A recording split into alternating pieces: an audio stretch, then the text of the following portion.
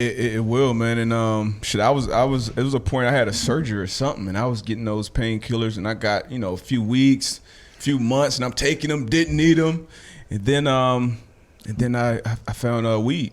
Oh, you're talking about dope? Oh yeah, but weed got better, man. Yeah. And started getting that medical. And that's really where I went with it. Honestly, I stayed off the pharmaceuticals as much as possible late in my career. How High, could be a great movie for people to watch that don't understand dope. Okay, because Method Man, a Wu-Tang Clan member, also on Rosenberg's album, too. Right. Couple times. Mm-hmm. Hey, Pete Rosenberg's got an album. I saw that. Did you hear it? Hardcore, Did you hear it? Hardcore hip hop, right? Did you? We I listened did to not listen to it yet. Was it good?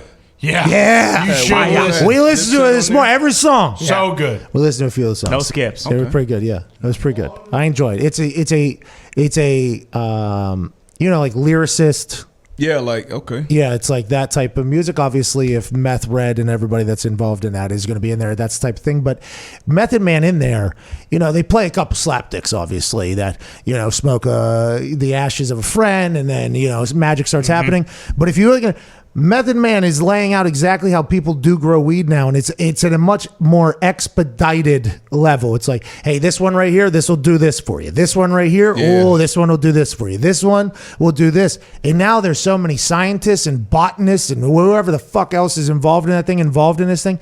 The strains that they're able to create that completely attack one thing. It's like, what's your issue? Anxiety. Okay, here's a good one for anxiety. I got pain like in my knee. It's like arthritis. Like, oh, boom, here's something for that. It's just like, I don't think people Appetite, sleep, everything. yeah. I don't think people fully understand and that's when I heard the gubernatorial debate in Indiana where I need to see more research. It's like, bro, they're creating like lifesavers for people with this stuff, and it's all pretty natural, and it doesn't seem to be completely addictive and kill you. It's back to that big pharma conversation. But yeah, I think the NFL should endorse weed a little bit more. I think, especially if this Toradol is going to go the opposite direction. It's like, give them something so guys don't rely on something that is very terrible for them, so they can get game to game. Now, I'm not saying that you're going to be able to play through pain or whatever. Everybody's hurt in the NFL. Like, everybody is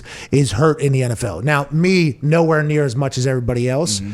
But if there's, I don't know, Toradol, that's such a fine conversation. You had a few operations, though.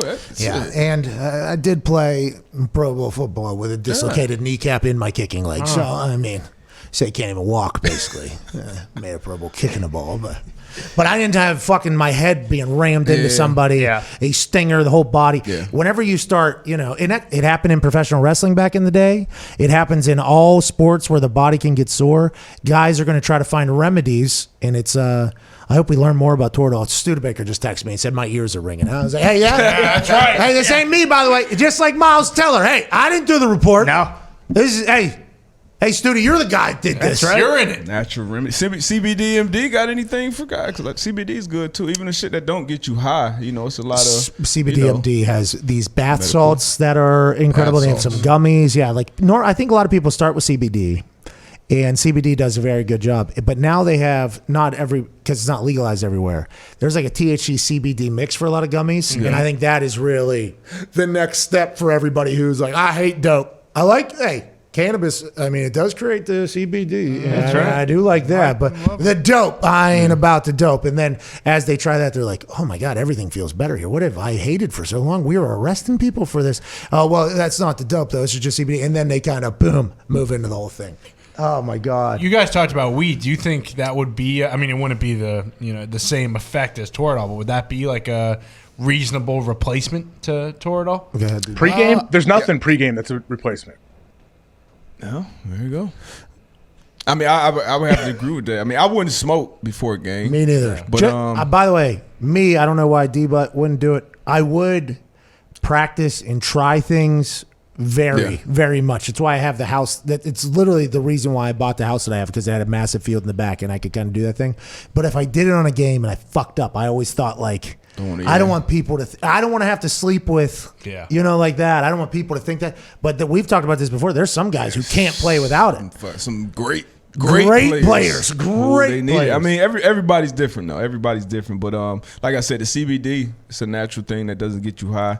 That could help, but that good old shot, man. That's what I think they're going to give it. Hey, I don't think it's going anywhere. I just think they're going to make sure like the waiver is foolproof. Like, hey, if something happens in the future, we're out of it. I think 2012 they were trying to scare people out of it. Instead, it potentially exposed more eyes. people to it. Yeah, we're like, okay, let's go do that. And I don't know if this is going to be a similar situation, but the bleeding thing is a little bit alarming. And then I think as you read deeper, it was about concussions. I think though, so like I don't know. I don't know. There's so much shit going on, man, with lawsuits, potential lawsuits, future lawsuits, current lawsuits. Anytime you get into the billion-dollar business, there's going to be dumb shit, shady shit, and future shit you're going to have to deal with. Because I don't know if there will ever be, maybe there'll be a strand that is developed by some genius who has the green thumb. You know, they can get in there and just turn any piece of soil into something profitable. Maybe somebody will get into the marijuana where it'll be able to be a replacement for Toradol, or there'll be something that'll be able to have that type of effect as an anti-inflammatory in how it works for guys and everything.